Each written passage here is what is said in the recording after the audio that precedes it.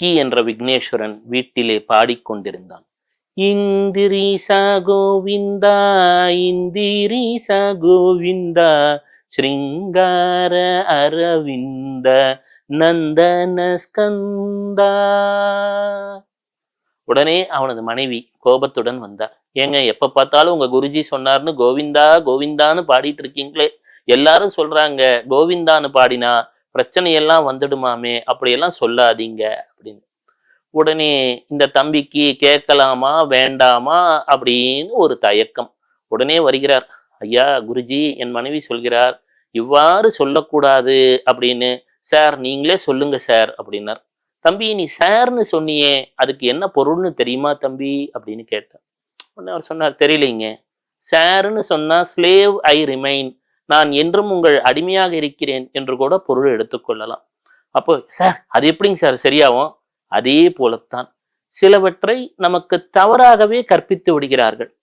கோவிந்தா என்று சொன்னால் பழம் தமிழர்கள் 5 வகை நிலங்கள் உண்டு.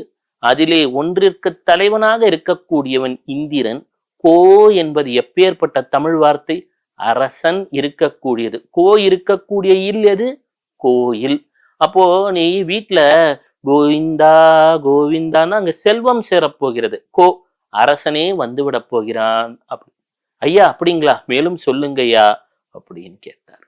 இன்று இந்தியாவில் எத்தனை பணக்காரங்க இருக்காங்கன்னு தெரியுமா அப்படின்னு கேட்டேன். ஆமா ஐயா, பல செல்வந்தர்கள் இருக்கிறார்கள்.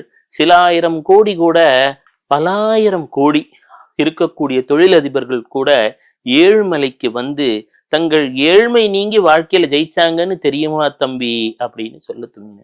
அப்படிங்களா ஐயா, சொல்லுங்க ஐயா. இன்று இந்தியாவில் இருக்கக்கூடிய மிக பெரும் செல்வந்தர் குடும்பங்கள் அதிகமாக வரக்கூடிய இடம் எதுப்பா அப்படின்னு கேட்டது. ஐயா அது தெரியுமே ஐயா, திருமலையில இருக்கக்கூடிய திருப்பதி தானே. ஆமாம். அப்போ அவங்க வீட்டுல தினமும் அந்த கோவிந்தா என்ற சொல் ஒலிக்கிறதா இல்லையா? ஆமாங்க ஐயா. இதை பற்றி ஒரு பெரும் கதையே உண்டு. ஒரு காலகட்டத்திலே குபேரன் தனக்கு ஒரு கர்வம் வந்து விட்டது. பெரும் செல்வம் வந்து விட்டதே, வாழ்க்கையிலே எல்லா நலமும் வந்து விட்டதே என்று இருமாப்புடன் இருக்கின்றான். அவ்வாறு இருமாப்புடன் இருந்தாலே லக்ஷ்மியை பொறுத்த மட்டும் ஒரு குணம் உண்டு அப்படின்னு ஸ்ரீ சுகபிரம்ம மகரிஷி சொல்லுவார். யார் ஒருவன் லக்ஷ்மியை தன் உள்ளங்கையில் வைத்து போற்றுகிறானோ அவனுடன் வாசம் செய்வார். சிலர் ஹிருதயத்திலே தினமும் அம்மா லக்ஷ்மி, மகாலட்சுமி, கஜலட்சுமி, தானியலட்சுமி, தனலட்சுமி, விஜயலட்சுமி, வீரலட்சுமி, வித்யாலட்சுமி, சந்தானலட்சுமி என்றெல்லாம் இதயத்திலே துதிக்கிறானோ அவனுடனும் அந்த லக்ஷ்மி வாசம் செய்வாள். எனினும் செல்வம் வந்துவிட்டது என்ற அந்த லட்சுமியை தலைமேல் வைத்துக்கொண்டு என்னிடம் பணம் இருக்கிறது என்று அடுத்தவரை ஏளனம் செய்பவர்களிடம் அந்த லட்சுமி தன் பாரத்தை அதிகம் செய்து அவனிடமிருந்து விலகி விடுவாள் என்று சொன்ன இருப்பதை உணர்த்தினேன். ஐயா மேலும் சொல்லுங்க ஐயா, என் வீட்டிலே செல்வம் பெருக வேண்டும் என்ற அந்த விக்கின்ற அந்த விக்னேஸ்வரன் கேட்க துவங்கினான். பேர்லயே பாத்தியாப்பா, வினைகளை அகற்றக்கூடிய ஒரு பெயரை வைத்திருக்கிறாய், உனக்கு கட்டாயம் சொல்கிறேன் கேள்னு தொடர்ந்தேன். என்னங்கய்யா, ஒரு காலத்துல அந்த குபேரனுக்கு ஒரு பெரும் கர்வம், நம்ம கிட்ட பெரும் செல்வம் சேர்ந்துருச்சு அப்படின்ட்டு. அப்ப அந்த ஏழுமலையான் இவனை சோதிப்பதற்காக, யோசிச்சு பாருங்களேன், அந்த ஏழுமலையான்ட்ட இல்லாதது ஒண்ணுமே கிடையாதுங்க. அவன் இவரை சோதிப்பதற்காக பூமியிலே வருகிறான். வந்து தரித்திர நாராயணன் என்ற ஒரு வடிவம் எடுத்துக்கிட்டு நேராக அந்த குபேரனின் வீட்டை அணுகுகிறார். ஐயா குபேரா, எனக்கு கடன் கொடுப்பா, எனக்கு ஏதோ ஒரு வகையில உதவுப்பா, நான் பெரும் சிரமத்தில் இருக்கிறேன் என்பதை போல கல்யாணத்திற்கு கடன் கேட்கிறார். உதாரணமாக நம்மில் கூட பலருக்கு அந்த வழக்கம் உண்டு, வாங்குபவனை ஏளனம் செய்து விடுகிறோம். அது போலவே குபேரன் ஒரு கணம் நினைத்தான், ஈரேழு உலகத்திற்கும் அதிபதியான நாராயணனா இவன் சாதாரண மனித வடிவில் இருக்கிறானே, இவன் தாய் வகுள மாளிகையை பார்த்தால் எளிமையாக இருக்கிறாளே, இவனை நம்பி எவ்வளப்பா வேணும் அப்படின்னு கேட்டான். அப்போ தனக்கு வேண்டிய வராகன்களை அந்த ஏழுமலையான் சொல்ல துவங்கினான். சொன்ன உடனே சே இவ்வளவுதான் பணமா அப்படின்னு நினைச்சான். நினைச்ச அடுத்த கணம் குபேரன் கையில் இருந்த செல்வம் நீங்கி விட்டது. எவன் ஒருவன் நாராயணனை ஏளனம் பேசுறானோ அன்னைக்கு அவன்கிட்ட இருந்து செல்வம் விலக துவங்கிவிடும். நினைக்கிறான், சே இவ்வளவுதான் செல்வம் வேணுமா, என்னத்தை ஏதோ பெரிய அமௌண்ட் சொல்லுவான்னு பார்த்தேன் அப்படின்னு நினைச்ச கணம் எல்லா பணமும் மறைந்து விட்டது குபேரன் கிட்ட. உடனே அவர் தன் குருநாதரான ஸ்ரீ சுகபிரம்ம மகரிஷியை நினைக்கிறார்.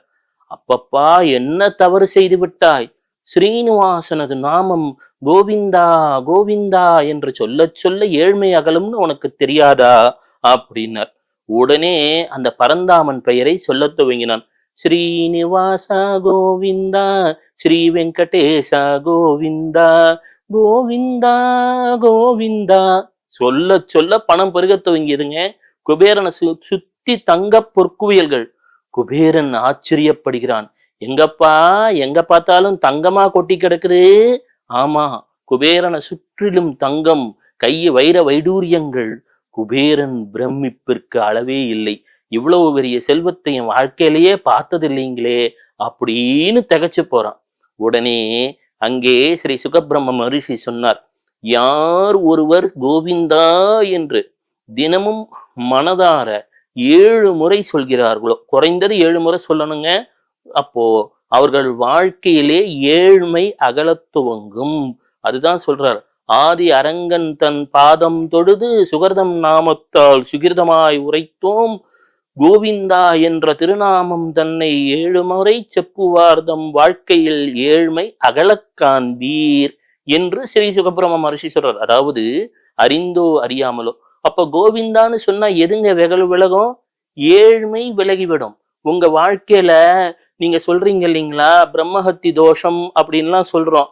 அதே போல உங்க வாழ்க்கையில் ஏதோ ஒரு வகையிலே தடை, தடங்கள், தயக்கம், கலக்கம், இதுதான் கோவிந்தான்னு சொன்னா விலகும். நீங்க நினைப்பதை போல செல்வம் விலகாது. செல்வம் சேரும், செல்வம் தங்கிவிடும், செல்வம் பெருகிவிடும். தினமுமே ஏழுமலையானை தொழ வேண்டும். அந்த ஏழுமலையானுடைய உண்டியல் இருக்குங்களே, சாதாரண உண்டியல் கிடையாது.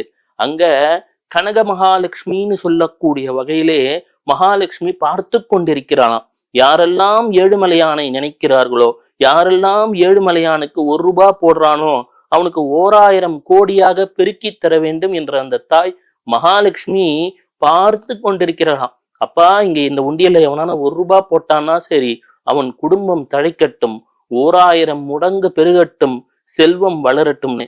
ஏழுமலைக்கு செல்லக்கூடிய பாக்கியம் இல்லாவிட்டாலும் பரவாயில்லை, ஏழுமலையானை நிந்தித்து விடாதீர்கள். ஏழுமலையான் என்றும் காப்பவன். தினமுமே ஏழுமலையானை நினைத்து விட்டு, இன்னைக்கும் போய் பாருங்களேன், வட இந்தியர்கள் எல்லாம் ஏழுமலையானோட பாட்டு ஓடாம கடை திறக்க மாட்டாங்க. நல்லா தானே இருக்காங்க? யோசித்து பாருங்கள். ஸ்ரீனிவாசா கோவிந்தா அந்த பாட்டு ஓடிக்கிட்டே இருக்குங்க. குஜராத்ல நீங்க எந்த வீட்டுக்கு வேணா போங்க, பாக்குறதுக்கு கடை பொட்டி கடமா இருக்கும். எவ்வளவுங்கன்னா அவனுங்க இதுல சொல்லுவாங்க, எங்க 1 லாட்டு சொத்து இருக்குங்கன்னு. 1 லாட்டுன்னா 150 கோடிக்கு மேல ஒவ்வொருத்தன்ட்டையும் சொத்து இருக்கும். ஆனா கடையை பார்த்தா பொட்டி கடை மாதிரி இருக்கும். அங்கே ஒரு ஏழுமலையானுடைய ஒரு வடிவம் இருக்கும். கோவிந்தான்னு சொல்லிட்டு தான் வியாபாரம் நடக்கும். செல்வம் பெருகி கொண்டேதான் இருக்கிறது. நான் பல இடங்களில் இதை அனுபவத்திலே உணர்ந்திருக்கிறேன். அப்ப இன்னைக்கு ஏழுமலையானுடைய பெருமையை கேட்க வேண்டும் என்றார். எப்போ ஏழுமலையானை தரிசிக்கணும்னு நினைச்சிட்டீங்களோ, ஏழுமலையானை அவ்வப்போது மனதார கண்ணை மூடி தியானம் செய்கிறீர்களோ, உங்களுக்கு ஏழ்மை அகலத் துவங்கிருச்சுன்னு சத்தியமான உண்மைங்க. அதுக்கப்புறம் உங்களுக்கு எந்த ஒரு பிரச்சனையுமே வராது.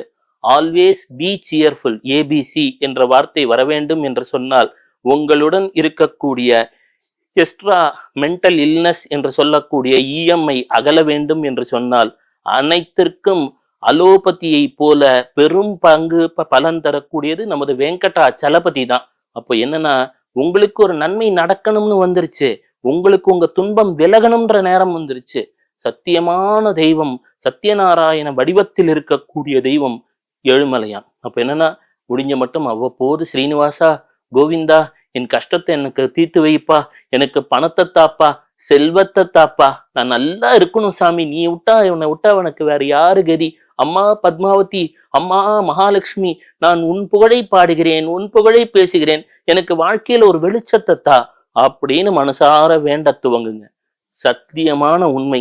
இந்த நிகழ்ச்சி கேட்ட சில மாதங்களிலேயே உங்களுக்கு வாழ்க்கையிலே பெரும் மாற்றம், ஏற்றம், முன்னேற்றம் என்பது வந்துவிடும். இது சத்திய தெய்வம், சத்தியமான வார்த்தைகள். சிவசிவ.